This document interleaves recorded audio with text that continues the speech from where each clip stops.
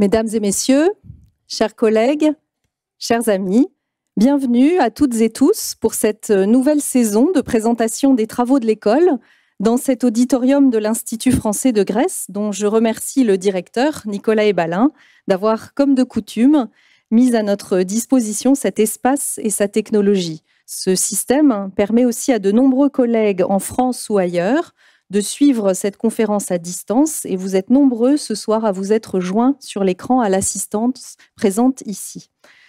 Alors pour celles et ceux qui sont ici, nous rejoindrons tout à l'heure les jardins de l'école où je vous accueillerai pour le traditionnel buffet estival de la soirée. L'école française d'Athènes va de célébration en célébration, d'anniversaire en anniversaire. Après les 175 ans de l'école, qui correspondaient au bicentenaire de l'indépendance grecque en 2021, programme dont le colloque de clôture s'est finalement tenu à Paris en 2022, nous nous préparons maintenant à célébrer en 2023 les 150 ans du début des fouilles de Délos, mais aussi les 100 ans des premiers travaux archéologiques français à Apollonia d'Illyrie. Et ces anniversaires multiples disent beaucoup, je crois, de la longue durée de l'implantation de l'école dans ces pays d'accueil et de tout le bénéfice qui en découle pour la recherche. Dès ses origines, l'école s'est aussi intéressée à l'histoire de la Grèce moderne. Et ses membres ont écrit sur les dialectes du grec moderne, sur la musique, sur les pratiques religieuses. Ils ont alerté la presse française lors des crises politiques et militaires des siècles précédents. En 2022, dans la continuité de cette tradition, nous avons inscrit au programme de l'école plusieurs séminaires et travaux liés à la commémoration des épisodes de 1922. Dans un autre registre, en 2024, pour accompagner les Jeux olympiques de Paris, l'école française d'Athènes sera partenaire du musée du Louvre avec l'appui de plusieurs musées et institutions grecques pour l'organisation à Paris d'une exposition sur l'olympisme, exposition accompagnée grâce au riche fonds d'archives de l'école, d'une recherche nouvelle sur le contexte de la renaissance des Jeux olympiques en 1896. Au nom de ce partenariat franco-grec riche et séculaire, je tiens donc d'abord à remercier très chaleureusement les institutions des pays dans lesquels nous travaillons, en Grèce en premier lieu et pour l'année 2022, Madame la ministre de la Culture Lina Mendoni, Madame la directrice générale des Antiquités Polixeni Adamveleni, les différentes directions du ministère grec de la Culture et les directrices et directeurs des éphories avec lesquels nous travaillons au quotidien. Les municipalités sur les sites de fouilles sont très souvent engagées dans le soutien à nos opérations archéologiques et apportent un appui logistique extrêmement précieux. Qu'elles en soient chaleureusement remerciées. Je joins à ces partenariats la Société archéologique d'Athènes, avec qui nous collaborons régulièrement, ainsi que les nombreuses universités grecques, Université nationale et capodistrienne, Université Pandion, Université de Réthymno, Université Aristote de Thessalonique et d'autres encore, ainsi que la Fondation nationale de la recherche hellénique. Toutes ces institutions sont au cœur de nos partenariats de recherche. À Chypre, mes remerciements vont au département des Antiquités, dirigé par Madame Marina Solomidou-Hieronymidou et tous ses collaborateurs. Notre partenariat s'est également développé avec l'Université de Chypre, ainsi qu'avec le Cyprus Institute, dans le cadre du réseau Confluence que l'école anime avec d'autres partenaires. En Albanie, nous avons formalisé en 2022 un accord cadre de coopération scientifique avec les 4 instituts de l'Académie des études albanaises. Je remercie chaleureusement son recteur, M. Loan Pergita, et tous ses collaborateurs, tant pour l'archéologie que pour les études modernes et contemporaines.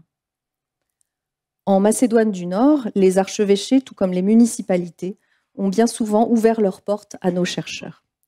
Ces coopérations intenses sont essentielles pour créer tous ensemble une recherche internationale et ambitieuse. Merci aussi aux fondations et aux mécènes qui ont soutenu notre activité en 2022, ainsi qu'à toutes celles et ceux qui, par l'intermédiaire du fonds de dotation de l'école ou par l'intermédiaire de l'association des amis de l'école, s'engagent à nos côtés pour la mise en valeur d'un patrimoine qui nous est cher. Leur soutien est indispensable à nos recherches. Comme chaque année, les travaux de l'école sont largement financés sur fonds publics et s'inscrivent dans le cadre de la politique du ministère français de l'enseignement supérieur et de la recherche, sous la tutelle scientifique de l'Académie des inscriptions et belles-lettres. Plusieurs missions archéologiques de l'École française d'Athènes bénéficient également du soutien de la Commission des fouilles du ministère de l'Europe et des Affaires étrangères.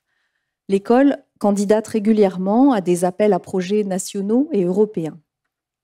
Aussi, nous nous réjouissons que le projet Anquise, dont l'École française d'Athènes est le coordinateur, ait été retenu par la Commission européenne dans le cadre de Horizon Europe. Ce projet, qui est consacré à la protection du patrimoine et à la lutte contre le trafic d'antiquités, place l'école au cœur d'un réseau de partenaires, développeurs de nouvelles technologies, au service de la protection du patrimoine. Avec le réseau des écoles françaises à l'étranger, au Caire, à Madrid, à Rome, en Extrême-Orient, l'École française d'Athènes mène aussi de nombreuses activités au service du partage des connaissances et des compétences. C'est donc avec un réseau de partenaires riches et diversifiés que l'école développe aujourd'hui ses activités. Cette dimension internationale est très visible dans la fréquentation de l'école, puisque au cours de l'année passée, avec les colloques et séminaires, les bourses de mobilité, avec les résidences de chercheurs, avec les programmes de terrain, avec les accueils à la bibliothèque et aux archives, c'est plus d'1 millier de personnes d'une douzaine de nationalités différentes qui sont passées par l'école. Tous les services de l'école ont travaillé intensément et je les remercie une fois de plus pour leur dévouement. La bibliothèque a retrouvé son niveau de fréquentation d'avant la pandémie. Elle s'est dotée, entre-temps, d'un nouveau système de gestion de la documentation plus performant qui couvre 4 fonds en préhistoire, antiquité classique, études byzantines et monde moderne. La documentation numérique fournie par l'école à la communauté scientifique s'est aussi accrue de nombreuses données pour la chronique des fouilles avec le projet Chronica, qui vise à intégrer de manière rétrospective les anciennes notices du bulletin de correspondance hellénique, avec l'Atlas social d'Athènes qui continue sa progression, avec les systèmes d'information géographique sur les sites archéologiques et avec de nombreuses autres bases de données mises en ligne. Aux archives, en lien avec le service informatique, la plateforme documentaire Archimage est devenue de manière définitive l'outil de gestion de notre documentation, en même temps qu'un instrument au service du passage progressif de nos archives en accès ouvert, comme cela a été le cas en 2022 pour les archives du site de Philippe. C'est aussi le traitement matériel des fonds d'archives qui progresse peu à peu pour les nombreux et différents lots constitutifs de l'histoire de la recherche archéologique depuis la fondation de l'école. C'est en particulier le cas de l'important fonds des artistes Gilliéron, pour lequel l'école a bénéficié en 2022 d'une résidence de recherche qui a permis de faire progresser l'inventaire et la restauration de cette très riche archive et de mieux comprendre le contexte de travail de cette famille d'artistes qui ont accompagné les grandes étapes du développement de l'archéologie. Voilà donc plus d'1 million de documents qui constituent les ressources documentaires de l'école mises à la disposition des chercheurs, à la bibliothèque et aux archives, auxquelles s'ajoutent les ressources numériques destinées à un vaste public de tout pays et accessibles librement à partir de notre site Internet. Les éditions de l'EFA ont, quant à elles, fait paraître en 2022 une quinzaine de monographies, tout en travaillant sur une vingtaine d'autres livres en préparation, rendant ainsi actives et vivantes toutes les collections régionales des publications de l'école. Delphes a été particulièrement à l'honneur dans les parutions de 2022 en sculpture, architecture, épigraphie, tout comme les travaux sur la Grèce moderne et contemporaine qui connaissent un grand développement. Citons également l'essor des publications du domaine byzantin, dont l'une, sous la plume d'Aspasia Louvi, a été couronnée du prix Schlumberger de l'Académie française. Du côté du grand public, la collection en 3 langues, épitomée, avec maintenant 4 titres, a trouvé son rythme et son public. En 2022, le volume sur les mosaïques de Délos s'est ajouté à la collection. Depuis quelques années, On compte également dans notre catalogue de plus en plus de partenariats éditoriaux sous la forme de coéditions avec des éditeurs grecs et français dans une nouvelle série, Études méditerranéennes, comme ce fut le cas pour la coédition avec le volume d'études sur le traité de paix de 1919 dans un partenariat avec les éditions Azini.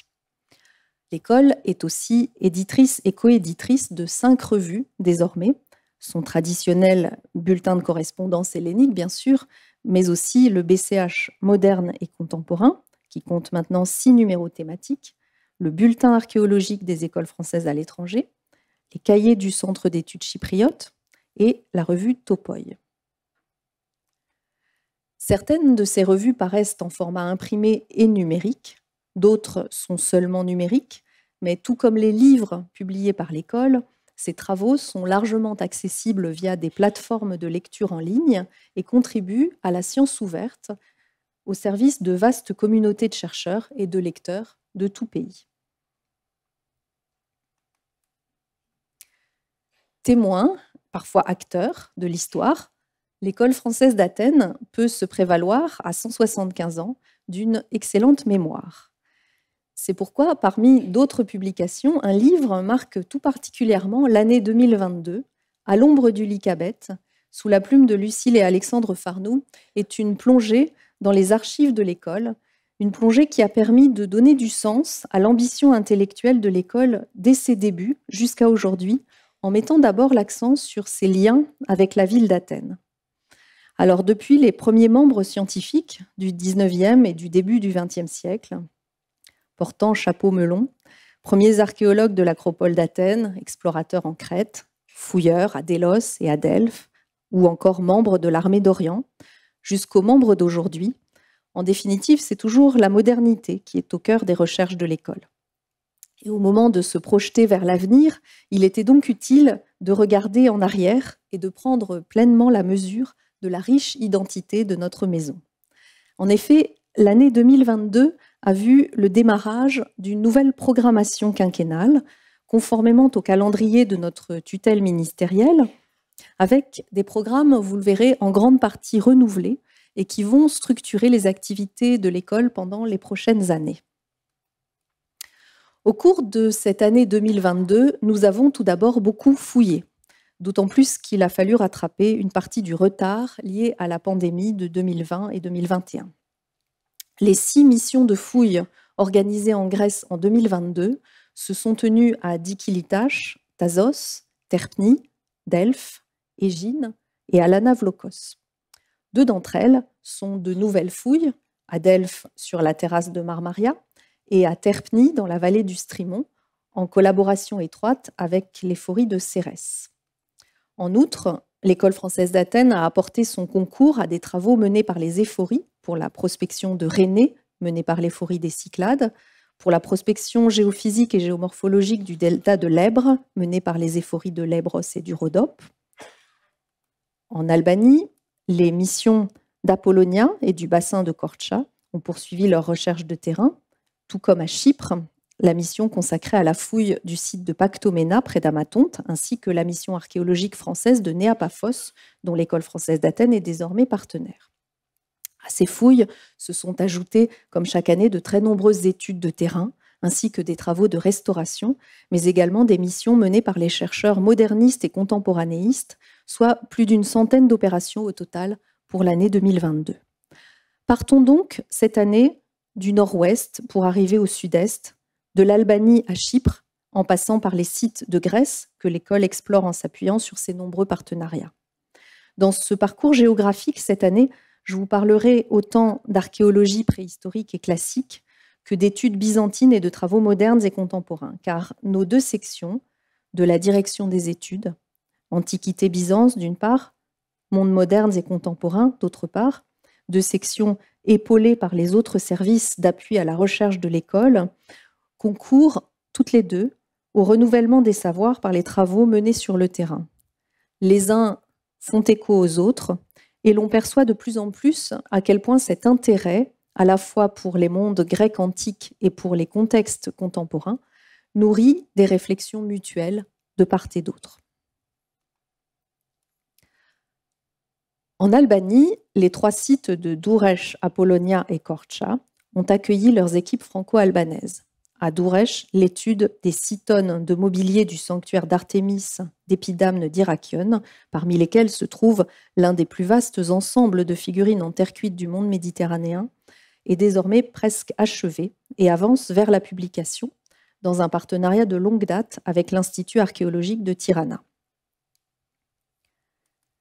À Apollonia, qui est une fouille en partenariat avec l'École française de Rome, l'Institut archéologique de Tirana et plusieurs laboratoires français, les fouilles ont repris dans le secteur de la Porte d'Orient, qui était dans l'Antiquité l'un des 2 points de départ occidentaux de la Via Egnatia et sans doute de ses prédécesseurs hellénistiques. Sont apparus les vestiges d'une possible nécropole du 1er siècle de notre ère. Un édifice de fonction cultuelle sur une terrasse a été dégagé en surplomb de cette porte. Sur le tracé du rempart, la modélisation 3D a été poursuivie et montre l'importance du projet de construction développé à l'époque hellénistique. À Korça, la mission franco-albanaise a tout d'abord travaillé à finaliser plusieurs publications sur les sites de Soviane et Kalamas. Un important travail d'étude du matériel issu des programmes précédents a été réalisé, donnant lieu à l'installation d'un laboratoire de radiographie céramique dans une clinique privée de Korça. De nouvelles fouilles ont également commencé sur le site de Bartch, repéré par les prospections l'an dernier. Sur le territoire albanais, c'est actuellement le seul site de hauteur occupé durant l'âge du fer, ce qui en fait tout l'intérêt pour mieux documenter cette période mal connue. Le site domine l'ensemble du bassin de Korça, n'a pas de mur d'enceinte, mais les premières fouilles ont dégagé une tour de surveillance avec une chronologie d'occupation qui est située, d'après la céramique, entre le Xe et le 1er siècle. Du côté des chercheurs médiévistes, modernistes et contemporanéistes, d'autres programmes de recherche nous mènent en Macédoine du Nord, en Bulgarie et en Thrace grecque pour l'étude de l'architecture religieuse en Macédoine et Thrace occidentale au XVe siècle. Un programme qui contribue avec plusieurs partenariats à revisiter le patrimoine culturel de la période ottomane. La question de la coexistence des musulmans, chrétiens et juifs dans les Balkans post-ottomans à travers la fréquentation des lieux de culte partagés est le sujet d'un autre programme de l'École française d'Athènes. Dans ces mêmes espaces, la place du passé et les enjeux mémoriels de l'époque contemporaine sont des questions qui regroupent historiens, géographes, anthropologues pour des études en archives et des enquêtes sur le terrain. Chez les archéologues, au nord de la Grèce, la nouvelle mission de Terpni, dans la vallée du Strimon, en partenariat avec l'éphorie de Cérès, a commencé l'exploration de ce site très prometteur, qui se veut aussi un chantier-école impliquant largement les membres scientifiques de l'EFA. Les opérations menées en 2022 ont consisté en une première étude du territoire, une prospection géophysique du site antique et une première campagne de fouilles. Elles se sont accompagnées d'actions de diffusion à l'égard des élèves et habitants de la région. Le site était déjà connu pour ses vestiges d'une basilique à 5 nefs et une zone de pressoir avait été dégagée par l'éphorie. On a pu alors constater que c'est en fait la plus grande partie de la colline qui est probablement couverte de structures architecturales. Et au cours de ces opérations en 2022, nous avons repéré de possibles rues ainsi que des portions de murs d'enceinte, puis un nouvel édifice de plan basilical à 3 nefs, datant du 6e ou du 7e siècle de notre ère, a été mise au jour, ainsi qu'une structure rectangulaire enserrant les pressoirs. En 2022, l'École française d'Athènes a également apporté ponctuellement son soutien à un programme de recherche archéologique dans le delta de l'Èbre et autour du site de Doriscos, à l'initiative des éphories de l'Èbre et des Rhodopes, et avec plusieurs partenaires. Ce programme prolonge les recherches de la mission franco-turque d'Ainos, de l'autre côté du fleuve, et permet de préciser la chronologie du delta du fleuve et des sites archéologiques associés, ainsi que les voies de communication et de circulation antiques. Les équipes ont également entrepris des recherches de paléobotanique dans la région. À Philippe, c'est l'étude du Forum romain qui a été poursuivie en vue de sa publication, notamment l'étude des boutiques et des portiques de la place, ainsi que l'étude des inscriptions hellénistiques et impériales. À peine quelques kilomètres plus loin, le site de Dikilitash nous fait faire un bond dans le temps, et l'équipe y a poursuivi son exploration du tel néolithique par une nouvelle campagne de fouilles en partenariat avec la Société archéologique d'Athènes. Les restes de 2 maisons, identifiées par des niveaux de sol, des trous de poteaux, des fosses et des foyers, ont été dégagés.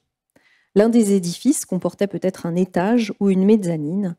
On y a également découvert un très grand vase de stockage, haut d'au moins 1 mètre, et le squelette d'un fœtus de 6 mois sur le sol de la maison, qui constitue une autre découverte surprenante, signe du soin porté par ses occupants aux réalités familiales. La fouille de Dikilitash est aussi un lieu de formation pour les étudiants qui y expérimentent des techniques de fouille, mais aussi pour les plus jeunes des communes voisines qui sont invités à visiter le site. Et à ce titre, des travaux sont en cours pour la valorisation du site archéologique.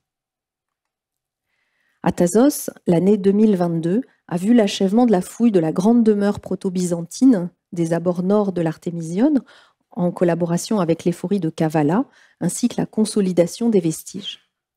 Avec l'exploration de la dernière parcelle du terrain, on aboutit à une périodisation du site qui montre l'évolution d'une demeure aristocratique byzantine et des rues adjacentes, du début du 5e siècle de notre ère jusque vers 620, avec, entre autres, la découverte d'une inscription funéraire en remploi.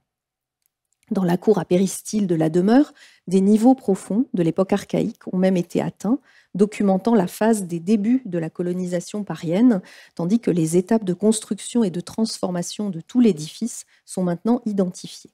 Un projet de présentation au public est maintenant en cours d'élaboration. D'autres études ont été poursuivies à Thasos, sur le port, sur l'agora et dans le secteur de l'Artémision, mais aussi sur les différents lots de céramique qui font du site de Thasos un observatoire particulièrement instructif sur les techniques de production, la circulation des styles et des modèles culturels. Au même moment, à Thessalonique, du côté des contemporanéistes, le programme Visual Salonica s'est intéressé à d'autres sortes de connexions. Il s'agit là d'étudier le spectacle cinématographique pour mieux comprendre les mutations de la ville au cours du XXe siècle, entre passé ottoman, dictature, guerre civile. Une mission d'enquête a cherché à retrouver et à interroger d'anciens exploitants de salles de cinéma et à effectuer des recherches en archives. Descendons maintenant vers la Grèce centrale. À Delphes, l'activité a été marquée en 2022 par le début d'une nouvelle fouille sur la terrasse du sanctuaire d'Athéna Pronaia, dite terrasse de Marmaria, dans l'ombre du culte d'Apollon Pythien. La fouille fait suite à un programme d'études architecturales mené entre 2017 et 2021 sur cette terrasse qui compte 5 monuments de formes et fonctions variées. Il s'agit de la première mission d'envergure sur la terrasse de Marmaria depuis près d'1 siècle, un site hautement touristique avec pourtant encore beaucoup d'inconnus. Après une importante phase de rangement des blocs errants, 5 sondages ont été ouverts pour essayer de répondre aux questions de fonction et de chronologie des bâtiments et se poursuivront dans les années prochaines. Les premiers résultats montrent dans l'immédiat l'impact de glissements de terrain qui ont fortement perturbé l'organisation du complexe architectural et provoqué dès l'Antiquité l'effondrement des parties supérieures du temple en tuf dont les fouilleurs ont retrouvé les restes en négatif de la charpente de bois. Un autre sondage a confirmé l'utilisation du grand autel comme une structure sacrificielle et votive limitée par un enclos. Parallèlement, un programme travaille à la publication numérique du décor sculpté de la Tholos, un gigantesque puzzle dont il faut assembler les fragments en 3 dimensions. Du côté du sanctuaire d'Apollon, c'est un autre monument emblématique et bien connu, le temple, qui fait l'objet d'un réexamen grâce à l'apport de nouvelles technologies. La mission de 2022 a consisté en une acquisition photogrammétrique et en une couverture lasergrammétrique de l'ensemble de la terrasse du temple, complétée par un réexamen des blocs de l'élévation, qui permettra à terme d'en réévaluer l'anastylose. Aboutissement de plusieurs années de préparation, la mission d'étude de l'Aurige de Delphes illustre particulièrement ce lien entre archéologie et innovation. Depuis quelques années, l'école avait mis en œuvre, avec l'appui de l'Éphorie de Phocide, un programme de réexamen complet de l'Aurige de Delphes, une œuvre sur laquelle on croyait tout savoir et qui pourtant n'a pas fini de livrer ses secrets de fabrication.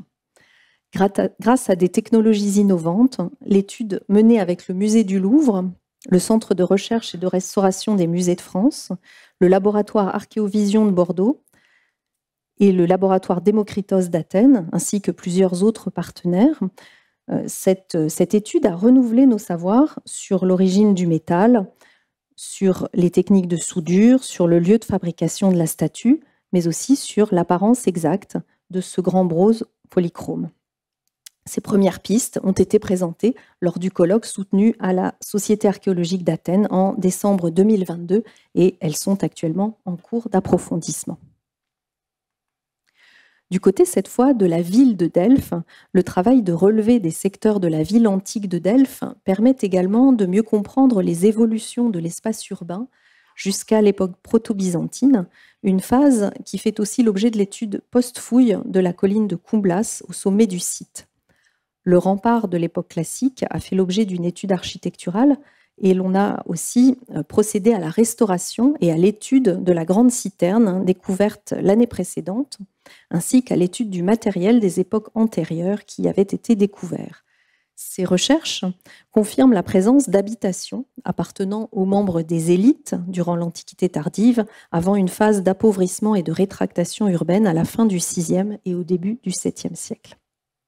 Parallèlement, d'autres missions d'études se sont développées à Delphes, à Amphissa, à Kyra, à Acraïfia et au Val des Muses.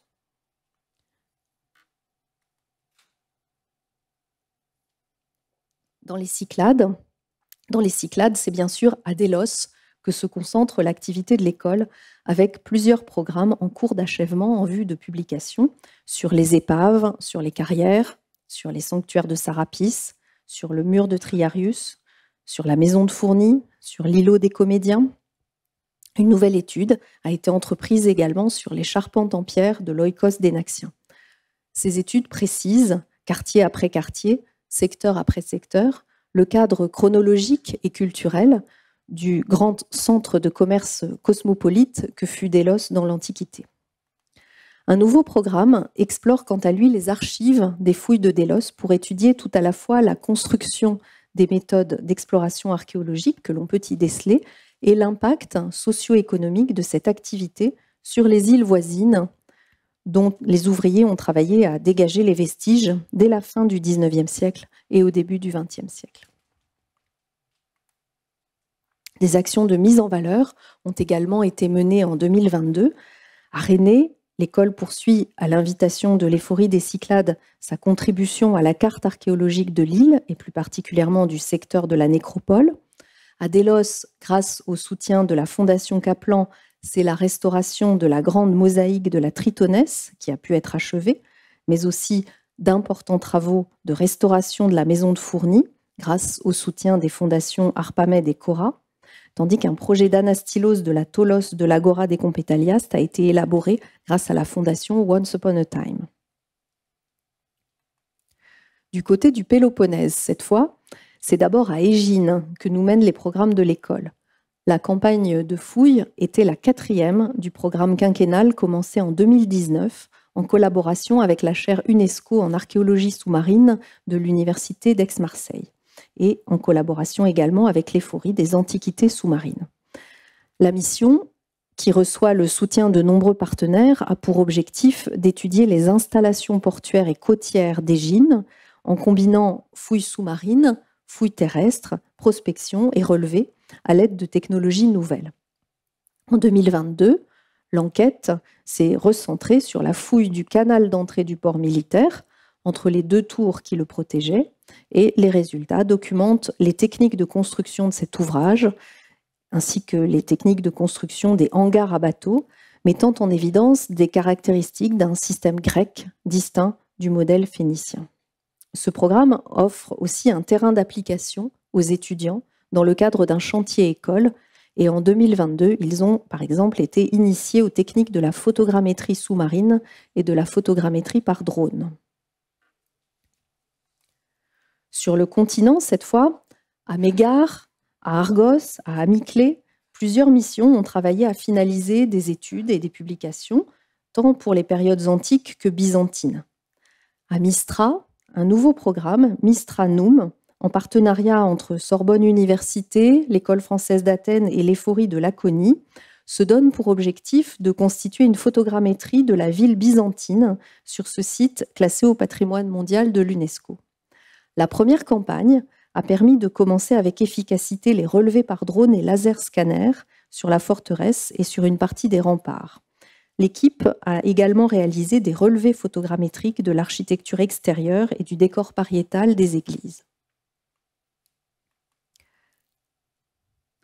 Entre le Péloponnèse, la Crète, Rhodes et Chypre, le programme sur la Grèce franque, ainsi que plusieurs autres travaux consacrés à la période médiévale en Grèce, ont conduit les chercheurs dans les archives de Venise, mais aussi sur le terrain, pour repérer et étudier le décor iconographique de plusieurs églises et analyser les représentations des donateurs qui sont à l'origine de leur construction.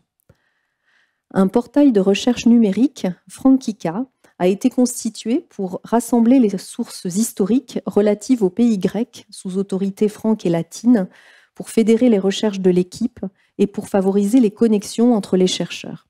Là encore, ce sont des questions d'influence croisée et de métissage culturel qui sont mises au jour, interrogeant par là même les écritures de l'histoire et leur impact.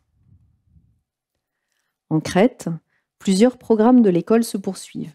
À Malia, l'étude du palais, du secteur Pi, du quartier nu permettent d'affiner les chronologies. D'autres programmes sur ce site s'intéressent aux pratiques funéraires, à l'usage du bois dans l'architecture minoenne et mycénienne, et aux hiérarchies sociales des artisans dans la construction. À Dréros, c'est l'étude de l'agora qui a progressé avant la reprise de nouvelles fouilles à venir. Sur l'Anavlokos, la dernière campagne de fouilles du programme quinquennal a eu lieu en 2022. La fouille de la nécropole a livré un mobilier céramique majoritairement daté des époques subminoennes et proto-géométriques, c'est-à-dire environ 1100-900 avant Jésus-Christ, et plusieurs contextes funéraires au cours de l'exploration de 2 tumulus. Plus largement, l'organisation de cette nécropole en cercle de tombes à tumulus permet de comprendre que cette communauté était organisée en groupes sociaux distincts dès le proto-géométrique, à un moment donc où l'existence de tribus civiques est attestée parallèlement par les inscriptions dans la cité voisine de Dréros. À Chypre, qui est aussi un terrain pour les études contemporaines de l'École française d'Athènes en histoire et anthropologie, l'activité archéologique s'est poursuivie à Amathonte par des études de matériel, tandis qu'une fouille était menée sur le site de Pactomena, sur les hauteurs, dans la continuité des travaux conduits par l'équipe de Climonas sur les toutes premières occupations humaines en Méditerranée orientale. Les datations radiocarbone ont donné des dates comprises entre le XIVe et le XIIe millénaire pour des structures d'habitation, dont on voit ici le relevé des pierres et des trous de poteaux, ce qui confirme leur attribution à l'épipaléolithique. Et Pactomena est ainsi le premier site résidentiel connu à Chypre pour cette période. À partir de 2022, l'École française d'Athènes s'est également associée au programme de recherche mené à Néa-Paphos avec l'Université d'Avignon et le département des Antiquités de Chypre pour contribuer à l'étude de l'enceinte urbaine de la ville. À ce titre, l'École française d'Athènes a accueilli en novembre le colloque international consacré aux fouilles de Néa-Paphos.